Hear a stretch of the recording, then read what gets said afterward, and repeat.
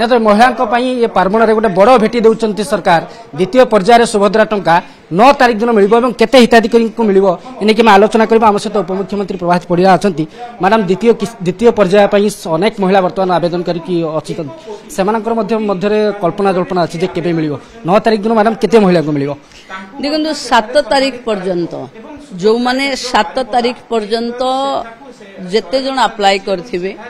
Eligible थिबे आमे पाखापाखी समस्त को दबा पाई के चेष्टा करिवु। ये संख्या निश्चित भावे 40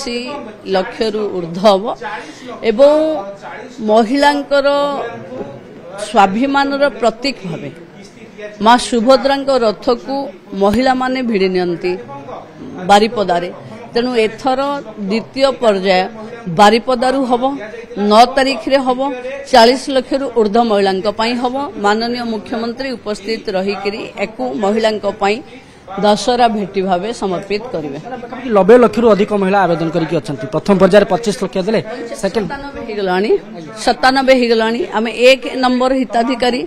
जदि कोटिए ही जाइथिबो कोटिए नंबर जे छुईथिबो से हिताधिकारी माने 1 आउ कोटिए ए दुही को आमे सम्मानित करिवो बारिपदा सभा रे एवं मु आग्रह करिवि रस करंतुनी माने भिड़ हुंतुनी किंतु अप्लाई रे जहा जदि के केवाईसी करि नाहंती एकु करि दियंतु सो दैट सुभद्रा आपन को दशहरा रे भी मिल जाई परिबो। 40 लाख पर पुनी अनेक महिला पुनी रहिबे तांको केबे पर्यायर दिया जेते मु कहिथिली मूलरू आमे समस्त को दबो आमे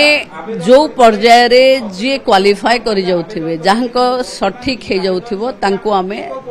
दे देबो एवं थर्ड फेज आमर सेकेंड किस्ती आसीबो मार्च 8 रे मार्च 8 पूर्वरु कोटिए रु ऊर्ध्व महिला को रजिस्ट्रेशन सारिबार अच्छी पुणी कैंप करेबार अच्छी जो जिले में कम हो जाइए ताकू कैंप करके दबार अच्छी कोटिए रु ऊर्ध्व महिला को आमे दबु। आ गोटे कथा मते कहितले प्रथम पर्याय जतले दिया सरितला ततले किछि मध्ये जो अयोग्य हिताधिकारी रहितले ताकू मध्ये जांच चलछि बोली कहउतले एबे तो किछि जणा एथरको आमे माने जेतबेले रिव्यू कलु देखिलु ये बोधे गोटिए गला 25 लाख 11,000 25 लाख 11 ही अकाउंट को जाइछि जो 2000 थिला से भी अकाउंट को जाइछि नॉट ए सिंगल रिजेक्टेड जांच चली अयोग्य हिताधिकारी जांच को होइछ एबे रीतिमत जांच होउछि जहार वांटिंग अछि पुणी कॉल सेंटर भी अछि आपण माने कॉल सेंटर को फोन करी जानि परिबे एवं